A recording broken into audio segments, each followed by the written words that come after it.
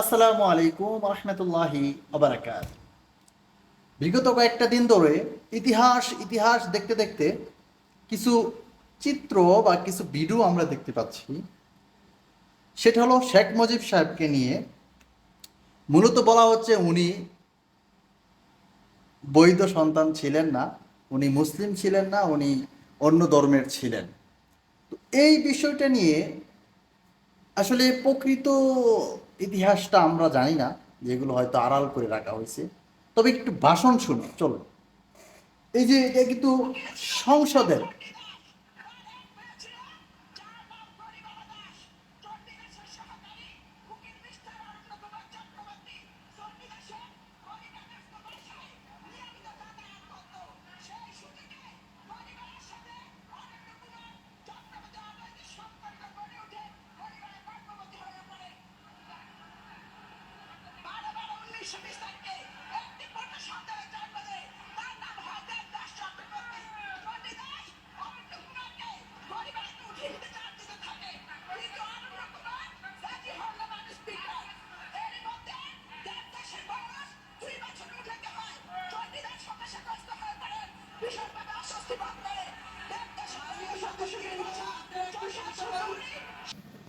এখন বলেন যে আসলে এই জায়গাটা মূলত কি।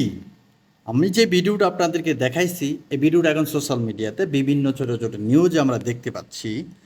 তো এখন মূলত এই যে ভিডিওটা কিন্তু 100% আমাদের সংসদে।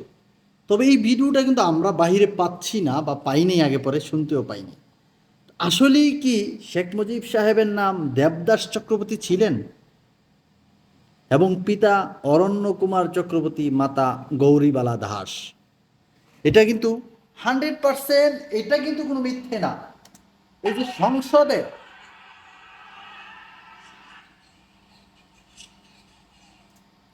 সংসদে এই বিষয়টা নিয়ে কথা বলছিল, মনে হয় যে উনি বিএনপির কোনো নেত্রী, কি জানি ওনার নাম আমি জানি না।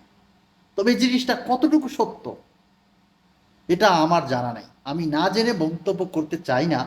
তবে আমি জানতে চাই এবং জানাতে চাই আপনাদেরকে, এই কথাটা আমি সবসময় বলি।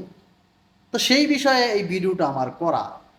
আসলেই কি উনি বিধর্মী ছিলেন বা ওনার এরকম পরিস্থিতি ছিল, জানি না আমি।